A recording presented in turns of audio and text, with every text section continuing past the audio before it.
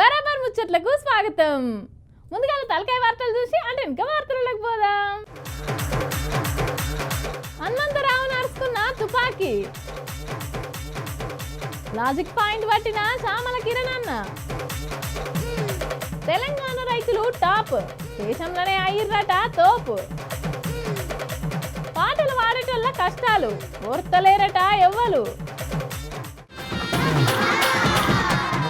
ఇవాళ మన తుపాకి రాముడు ఎవరితో పంచాది ముంగటేసుకున్నాడో పిలుద్దాం. తుపాకి రాజా, ఓ తుపాకి రాజా. వచ్చే పై తుపాకి రాముడు రానివచ్చ మహారాజా. హే అల్లం సాబ్, బెల్లం సాబ్, కొత్తిమీర సాబ్, పుదీనా సాబ్, పుంటికూర సాబ్. ఇక ఇవాళ మనతో ముచ్చట పెట్టినీకి హనుమంతన్న వచ్చిండు. మరి అన్న కథా కామిష ఏందో కనుక్కుందాం పారి. నమస్తే హనుమంతన్న. అన్న నమస్తే నమస్తే. ఏందన్నా ముచ్చట? అబ్బో చాలా దినాలుగా ఒప్పిస్తున్నావు. ఇది ఎంతవరకు న్యాయం అనేది నేను అడుగుతున్నా. అగో ఏంది అన్న వచ్చుడొచ్చుడుతోనే న్యాయం అని అంటున్నాడు. ఏందన్నా ఏమైంది? ఇప్పటికన్నా ఆలోచన చేయండి రా బాబు. అగో ఏం ఆలోచన చేయాలన్నా? ముచ్చటేందో క్లారిటీగా చెప్పు రాదన్నా. చాలా మందికి తెలియదు నా హిస్టరీ. అవ్వన్నా చాలా మందికి తెలుసు నీ హిస్టరీ. ఇక నీ history, physics, geography, economics, civics అన్నీ తెలుసు నాకు. ఎందుకంటే నువ్వు సీనియర్ లీడర్ కదన్నా. ఇదే జరిగితే మళ్ళీ కాంగ్రెస్ వస్తుందిరా బాబు. ఇక వచ్చేది రాంది దేవుడికి ఎరక కానీ ఏందో ముచ్చట అయితే నువ్వు క్లారిటీగా చెప్తలేవన్నా. ఏంది ముచ్చట చెప్పు. Talent is not anybody's property, God has given to everybody. మేము లోకల్ లాంగ్వేజ్ లో చదువుతాం. ఓహో అన్న ఇంగ్లీష్ లా మస్తు మాట్లాడుతున్నారు పోర్రి. ఎవో డబ్బా సొత్తు కాదురా టాలెంట్ అని అంటున్నాడు. అవ్వన్నా ఇంతకు ఇప్పుడు టాలెంట్ ముచ్చట ఎందుకు వచ్చింది? నాకు గది చెప్పు. నిన్ననే ఏది ఇందిరా పార్క్ దగ్గర అందరికి చెప్పిన ఇప్పుడు కొట్లాడే సమయం కాదురా బాబు. మనలో యూనిటీ ఉండాలి. అబ్బా ఈ ముచ్చట మాత్రం కరెక్ట్గా చెప్పినావన్నా. ఎందుకో మరి మీ లీడర్లకే పడతలేదని బయట టాకన్నా. అమ్మో నాది కాదన్నావు. ఇది ఒక్కటే ఛాన్స్ రా బాబు, మళ్ళా మనకు రాదు. నేను చెప్తున్నా, ఎవరు కూడా దీంట్లో ఏదన్నా చిన్న చిన్న తప్పులు చేస్తే నష్టపోయేది మనమే. అబ్బా నువ్వు సీనియర్వి, నికార్సైన రాజకీయ నాయకుడు కాబట్టి నువ్వు ఇట్లా ఓపెన్గా చెప్తున్నావు. కానీ ఎందుకో మీ లీడర్లకే పడతలేదని బయట చెవులు కొరుక్కుంటురా నా జనాలు. నరేంద్ర మోడీకి, అమిత్ షాకి చెప్తున్నా, ఈ తప్పులు చేయకుర్రా బాబు. అగో మళ్ళా మోడీ సారు, అమిత్ షా సార్ మీద పడుతున్నాడు అన్న. ఏమైందన్నా? ఏం తప్పు చేసి రాళ్ళు? గతంలో కూడా ఇందిరాగాంధీని జైల్లో పెడితే ఏమైంది? మళ్ళా ఇందిరాగాంధీ వచ్చిందా లేదా? ఈసారి కూడా రాహుల్ గాంధీని, అదేవిధంగా సోనియా గాంధీని జైల్లో పెడితే మాత్రం మళ్ళా మా సర్కార్, కాంగ్రెస్ కా సర్కార్ ఆయేగా. అంటే అప్పుడు జైలుకు ఇందిరమ్మ పోయింది కాబట్టి ఆ దేశంలో కాంగ్రెస్ పార్టీ వచ్చింది. ఇప్పుడు సోనియమ్మ, రాహుల్ గాంధీ సారు జైలుకు పోతే ఇప్పుడు మళ్ళీ అధికారంలోకి కాంగ్రెస్ పార్టీ వస్తుంది అంటుర్రు. అంతేనా? మరొకవేళ వాళ్ళిద్దరూ జైలుకు పోకపోతే కాంగ్రెస్ పార్టీ అధికారంలో రాదా అన్న? ఎందుకంటే ఇక్కడ అన్ని పనులు జరుగుతున్నాయి. ఇచ్చిన వాగ్దానాలు మొదలు పెడితే అన్ని చేస్తుంటే ఇక్కడ కూడా తగాదాలు పెట్టేసి అన్నో పనులు జరుగుతున్నాయని నువ్వు అంటున్నావు. ఇచ్చిన 6 హామీలు అసలు అమలు కాలేదని కార్పాటోళ్ళు అంటుర్రు అన్న. కార్పాటోళ్ళు నరేంద్ర మోడీ నువ్వు ఏదో గొప్పలు చెప్పుకుంటున్నావు, అన్ని చేసినా అంటున్నావు. కానీ ఇది తప్పు చేస్తే మాత్రం నీ ప్రభుత్వం రాదు. అయితే ఈసారి ఖచ్చితంగా కాంగ్రెస్ పార్టీ అధికారంలోకి వస్తుంది అని అంటున్నావు. అంతేనా? మళ్ళా కాంగ్రెస్ ప్రభుత్వం వస్తుందని మీడియా మిత్రులకు చెప్తున్నాను. థ్యాంక్ యూ అన్నా. ఇప్పటిదాకానే చెప్పినాగా మళ్ళోసారి అధికారంలోకి కాంగ్రెస్ పార్టీ వస్తుంది రాదు అని దేవుడు ఎరుగ. కానీ హనుమంతు ఇక పోవయ్యా, ఇక అయిపోయింది నీ వంతు. అయ్యా దండాలయ్యా. విన్నారు కదా అనుల్లా, హనుమంతన్న అడలిత్తించే మాటలు. రేపు ఇంకో పర్సనాలిటీని పట్టుకొని మళ్ళా వస్తా. తెలుసుగా నా పేరు తుపాకీ, నేను ఈయనెవ్వరికి.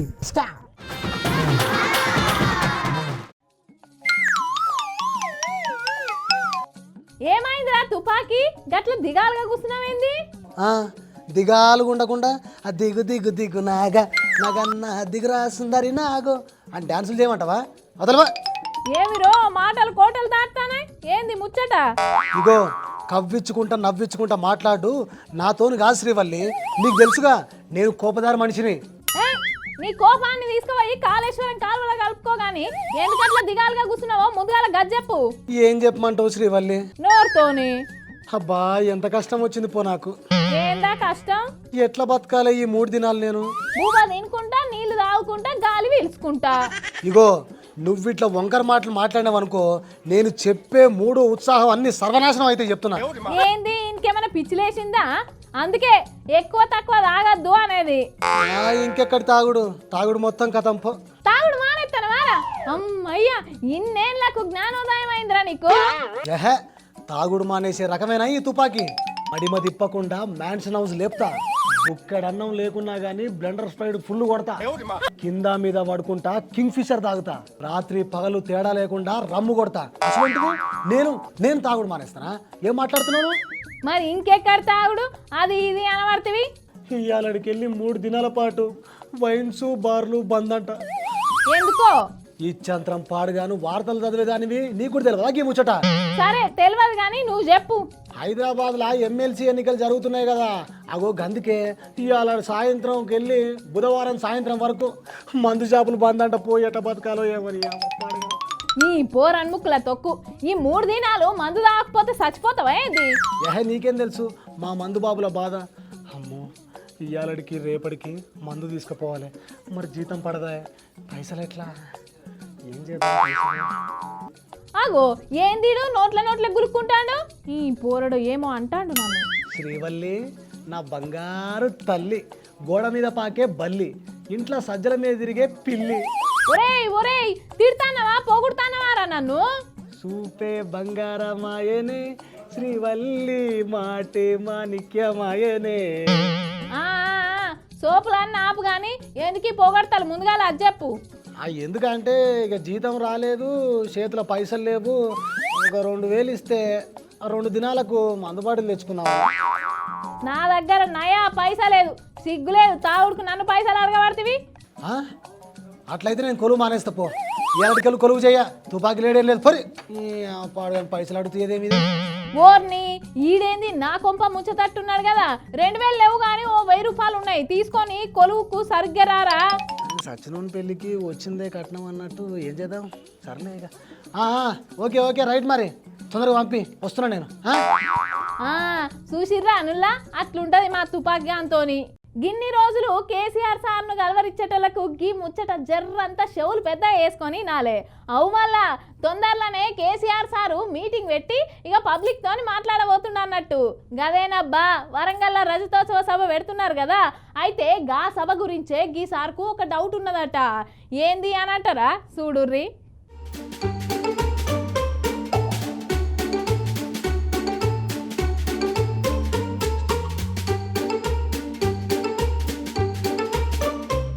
మరెవ్వా, మంచి లాజిక్ పాయింటే పట్టిండు కదా మన ఎంపీ చామాల కిరణ్ కుమార్ రెడ్డి సారు. అగో 27 తారీఖు నాడు బీఆర్ఎస్ పార్టీ వాళ్ళు అంతా రజతోత్సవ సభ చేస్తున్నారు కదా వరంగల్లా. గా రజతోత్సవ సభ మీద సార్కి ఏదో డౌట్ ఉందట. ఏంది చెప్పు సార్ నీ డౌటు? తుపాకి రాముడు గారు నిన్న మాట్లాడుతూ రజతోత్సవాల గురించి ప్రతి దగ్గరికి పోయి సన్నాహక సభలు చేస్తున్నట్టు ప్రిపరేటరీ మీటింగ్స్. సరే, అన్నిటికీ మూలమైనటువంటి ప్రశ్న నేను వేయాలనుకుంటున్నాను ఈరోజు. ముఖ్యంగా ఇప్పుడు ఆయన యాక్టివ్ ఉండు, వాళ్ళ నాయన పిట్టల దూరం అంటే ఎట్లా రిటైర్ అయిపోయి ఫామ్ హౌస్ నుండి ఎక్కువ బయట తిరుగుతలేడు. ఓన్లీ తుపాకి రాముడు ఒక్కడే అగ్రెసివ్గా ఉండు. కాబట్టి తుపాకి రాముడికి క్వశ్చన్ అడుగుతున్నాను నేను. తెలంగాణ ప్రజలకు మీరు ఈ రజతోత్సవాలు టీఆర్ఎస్ తెలంగాణ రాష్ట్రీయ సమితికి చేస్తుర్రా, భారతీయ రాష్ట్రీయ సమితికి చేస్తుర్రా?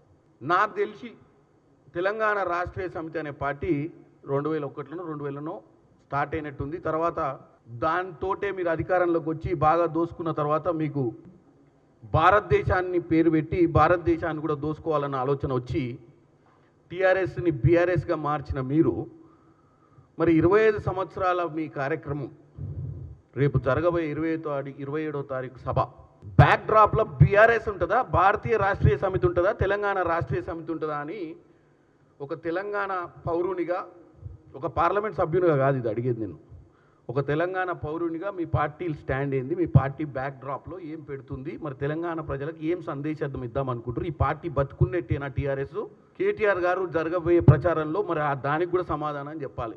విన్నారు కదా, 2001లో పుట్టిన టీఆర్ఎస్ కా లేకపోతే మొన్న పుట్టిన బీఆర్ఎస్ కా మీరు చేసేది రజతోత్సవ సభ?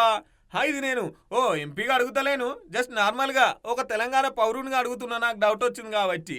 ఒకవేళ మీరు బ్యానర్ కడితే ఆ బ్యానర్ మీద టీఆర్ఎస్ అని రాస్తారా లేకపోతే బీఆర్ఎస్ అని రాస్తారా? ఇంతకీ ఈ రజతోత్సవ సభ బీఆర్ఎస్ కా లేకపోతే టీఆర్ఎస్ కా అనేది సారు డౌటు. తెలంగాణ పేరు పెట్టుకొని తెలంగాణను దోసుకున్నారు, బీఆర్ఎస్ పెట్టుకొని దేశాన్ని అంతా దోసుకుందాం అనుకున్నారు, కానీ ప్రజల అవకాశం ఇవ్వకపాయే. ఒకవేళ మీరు తెలంగాణ పార్టీకే రజతోత్సవ సభ పెడితే అప్పుడున్న తెలంగాణ నాయకులంతా ఇప్పుడు ఏమయ్యారు? వాళ్ళని ఎందుకు పక్కన పెట్టిర్రు? ఇప్పుడు కొత్తగా వచ్చిన నాయకులంతా ఏం చెలు పుట్టుకొచ్చిర్రు? నిజమైన తెలంగాణ కోసం పోరాడిన వాళ్ళు, తెలంగాణ ఉద్యమకారులు, తెలంగాణ కోసం దెబ్బలు తిన్నోళ్ళు ఇప్పుడు అంతా తెలంగాణ పార్టీలు ఉన్నారా, మీ బీఆర్ఎస్లు ఉన్నారా అనేది సారు డౌట్ అన్నట్టు. ఉద్యమం చేసేటప్పుడు మీ నాయన ఏం చెప్పొచ్చిండు? ఉద్యమం చేసేటప్పుడు 2000 పార్టీ పెట్టిన రోజు గుర్తుపెట్టుకోండి. ఆ పార్టీలో ఆ రోజు ఈరోజు కల్లం యాదగిరెడ్డి గారు లేరు, సత్యనారాయణ గారు లేరు. 5 సభ్యులతో మొదలైన పార్టీలో మీ నాయన ఒక్కడే ఉండు, ఆయన 5 కొడుకులు తప్ప ఇంకెవడు బతకలే ఈ పార్టీలో. టైగర్ నరేంద్ర లేడు. నిన్న మొన్న మా పార్టీలో విజయశాంతి గారికి ఎమ్మెల్సీ, ఆమె కూడా లేదు మీ పార్టీలో. ఎవరు రా మీ పార్టీలో? తుపాకి రాముడు, రబ్బర్ చెప్పుల హరీషు, లిక్కర్ కవిత, హ్యాపీ రావు, నువ్వు మీ నాయన అంటే 5 ఉన్నది ఎవరు? పార్టీ ఆవిర్భావం చెందిన రోజు ఉన్నటువంటి 5 నాయకులు ఎక్కడుర్రు? వాళ్ళ కుటుంబ సభ్యులు ఎక్కడుర్రు? వాళ్ళ పరిస్థితి ఏంది? ఈరోజు టీఆర్ఎస్ పేరు మార్చి బీఆర్ఎస్ పెట్టుకొని రజతోత్సవాలు చేయడం సిగ్గు శరం ఉండాలి మనకు. ఆజీవే మరి. ఇంతకు టీఆర్ఎస్ కా లేకపోతే బీఆర్ఎస్ కా అనేది చాలా మంది డౌట్. ఈ ముచ్చట మీద అయితే ఇంకా క్లారిటీ ఇస్తలేరు, కానీ ఈ కేసీఆర్ సార్కు అసెంబ్లీకి పోనికి తీరదు, అట్నే గజ్వేల్ పోనికి తీరదు, కానీ ఈ రజతోత్సవ సభను పెద్ద ఎత్తున జరుపుతున్నాడు కదా అని కారెడ్డాలు ఆడుతున్నారు ఈ ముచ్చటరికైన పబ్లిక్.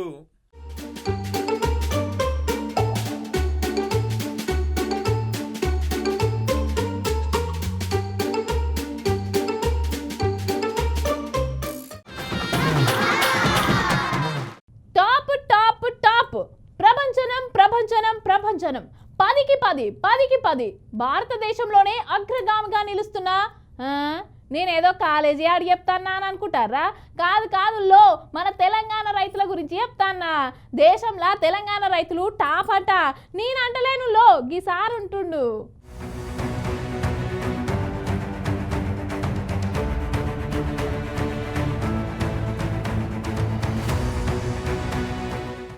ఇప్పుడు వ్యవసాయ శాఖ మంత్రి తుమ్మల సార్ మాట్లాడతాడు. ఇనూరు రూపారి. భరతమాతకి తెలంగాణ తల్లికి పసుపు పారాయణం అందించినటువంటి నిజామాబాద్ జిల్లా కేంద్ర ప్రభుత్వం మన అందరి కోరిక మేరకి భారతదేశంలో పసుపు బోర్డు ఎక్కడ పెట్టాలి అంటే మా నిజామాబాద్లో పెట్టాలని చెప్పి రాష్ట్ర ప్రభుత్వం విజ్ఞప్తి మేరకి భారత ప్రభుత్వానికి కూడా మనం ధన్యవాదాలు తెలియజేస్తున్నాం. గంగారెడ్డి గారు కూడా ఇక్కడే ఉన్నారు చైర్మన్ గా, మెంబర్ సెక్రటరీ గారు కూడా ఉన్నారు భవానీ గారు. వారికి ఒకే ఒక విజ్ఞప్తి, ఈ యొక్క బోర్డు యొక్క లక్ష్యం ఈ జిల్లా ప్రజల యొక్క కోరిక, వాళ్ళ యొక్క ఆశలని తీర్చేటట్టుగా ఆ బోర్డును త్వరగా తీర్చిదిద్ది కేంద్ర ప్రభుత్వం దగ్గర ఏదొస్తే పసుపు రైతు తలెత్తుకొని నిలబడగలుగుతాడో అతన్ని నిలబెట్టేటటువంటి బాధ్యత ఈనాడు కేంద్ర ప్రభుత్వం మీద ఉంది. అది ప్రధానమంత్రి గారికి వ్యవసాయ మంత్రి గారికి కూడా విజ్ఞప్తి చేశాం. పసుపు బోర్డు గురించి ముచ్చటన్నట్టు. పసుపు బోర్డు వల్ల తెలంగాణ భారతదేశానికే పారాని పెట్టిన జిల్లా మన నిజామాబాద్ జిల్లా. గసంటి జిల్లాల పసుపు రైతులు మన అదృష్టం. ఈ పసుపు రైతులంతా తలెత్తుకొని ఉండాలి. గిడ పసుపు బోర్డు పెట్టించేందుకు అట్నే మద్దతు ధర ఇచ్చేందుకు కేంద్రం కూడా సహకరించాలి. ఇక తెలంగాణలో ముచ్చటకొస్తే రైతులకు 2 లక్షల వరకు రుణమాఫీ చేసినాం. అది ఒకే ఒక్క రాష్ట్రం, తెలంగాణ రాష్ట్రం. మన రేవంత్ రెడ్డి సారు ఇక తొందరలోనే రైతు భరోసా కూడా ఇస్తాం. ఇట్లా మన కాడున్న తెలంగాణ రైతులు పండించే పంటతోని వేరే రాష్ట్రపోలు అసలు పోటీకే రారు. అట్లా దూసుకుపోతున్నారు మన తెలంగాణ రైతులు. పసుపు పండించినా, పత్తి పండించినా, బియ్యం పండించినా, కందులు పండించినా, ఏ పంట తీసినా కూడా తెలంగాణ టాపు. తెలంగాణతోని పోటీ పడే రాష్ట్రమే లేదనుకోరాదు రైతన్నల ముచ్చట్లల్లా. గంత బాగా నడుస్తుంది అనుకొస్తున్నాడు మన వ్యవసాయ శాఖ మంత్రి తుమ్మల నాగేశ్వరరావు. అదేవిధంగా రాష్ట్ర ప్రభుత్వ పక్షాన నా వ్యవసాయం పచ్చగా ఉండాలి అంటే ఇరిగేషన్ శాఖ మంత్రులు ఉండాలి. మీరు కష్టపడి పండించినటువంటి పంట కొనుగోలు చేయాలి అంటే తప్పకుండా కొనుగోలు చేసే మంత్రి కూడా ఇరిగేషన్ మంత్రే కావటం. అందుకని ఈ సమావేశానికి ముఖ్య అతిథిగా ఉత్తమ్ కుమార్ రెడ్డి గారిని పిలిపించుకున్నాం. ఆయన గారి ద్వారా పెండింగ్ ఉన్నటువంటి ఇరిగేషన్ సమస్యలతోటి పాటు భారతదేశంలోనే అత్యధికంగా పండించినటువంటి పంట కొనుగోలు చేసే బాధ్యత ఈనాడు ఉత్తమ్ కుమార్ రెడ్డి గారి భుజస్కంధాల మీద ఉంది. ఈనాటికి కూడా మేము ఛాలెంజ్ చేస్తున్నాం.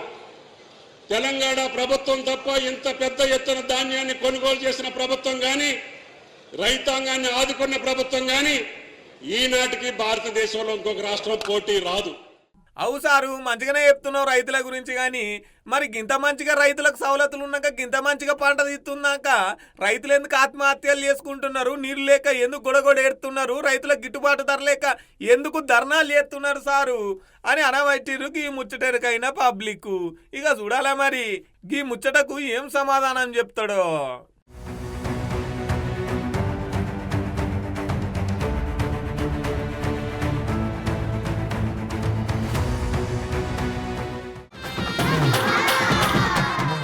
ఇప్పుడు ఏదైనా పని మొదలు పెట్టాలంటే ముందుగా దానికో అంచనా ఉంటుంది, దానికో పద్ధతి ఉంటుంది. అట్నే ఏదైనా సినిమా గిట్లా తీయాలంటే ముందుగా దానికి ఆడిషన్లు జరుగుతాయి.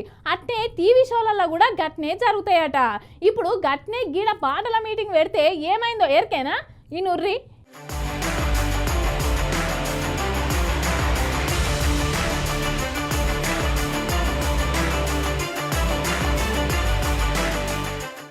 చెప్పేటోళ్ళంతా చెప్పి చెడిపోతారంట, పాడేటోళ్ళంతా పాడి పాడైతారు అన్నట్టు తోటి పాటలు పాడటామనే పాటలు పాడేటోళ్ళే ఓర్తలేరాట.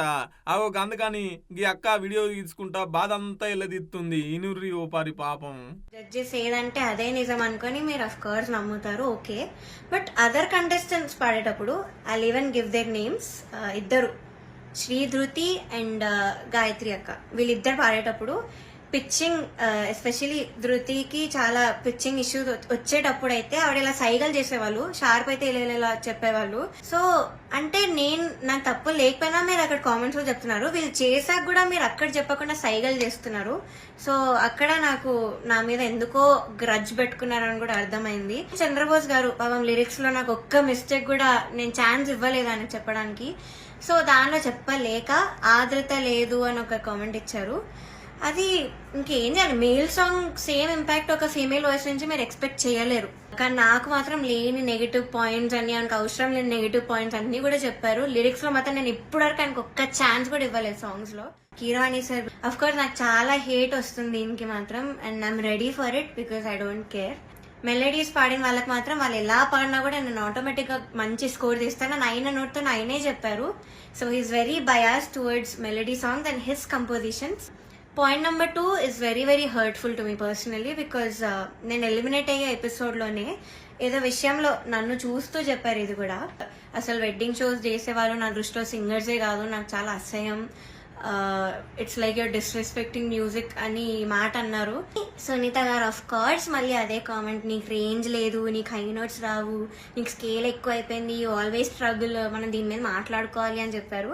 I don't think so because నేను ఎన్ని షోస్ చేశాను, ఎందుకు మన ఎస్పీబీ సరే నన్ను మెచ్చుకున్నారు అప్పుడు పడుతుంది కదా నా హెడ్ వాయిస్ గురించి.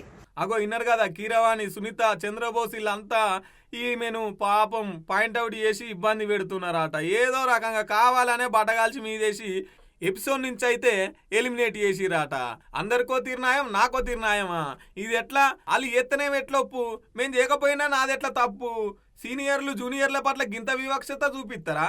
ఇక ఏమన్నా అంటేనేమో మీరు పెళ్లి పాటలలో వాడిర్రు అని చెప్పేసి అవమానించిరట. పెళ్లి పాటలలో వాడితే సింగర్ కానట్ట. ఇక వాళ్ళు కంపోజ్ చేసిన పాటలు, వాళ్ళు వాడిన పాటలు వాడితేనేమో ఎక్కువ మార్కులు ఇస్తురాట, వేరే బయటల పాటలు వాడితేనేమో తక్కువ మార్కులు ఇస్తురాట. గిట్లుంటుంది. పాట మంచిగా వాడిందా లేదా, పాటకి జీవం పోసిందా లేదా అనేది జెన్యున్గా మార్కులు ఇవ్వాలి. కానీ గిట్లా ముఖం చూసి బొట్టు పెట్టుడేంది చెప్పుర్రి అని అక్క ఒక తీరు బాధ కాదు పోన్రి. అవు మరి వడ్డించేటోడు ఉంటే ఏ మూలకున్నా మనకు ముక్కలు వస్తాయి అన్నట్టు వాళ్ళ ఒకటయ్యి అక్కను ఇబ్బంది పెట్టుడు ఎంతవరకు కరెక్టుల్లా అని పబ్లిక్ కూడా గట్టిగానే గుస్స అవుతున్నారు గీ ముచ్చటెరికైనాక.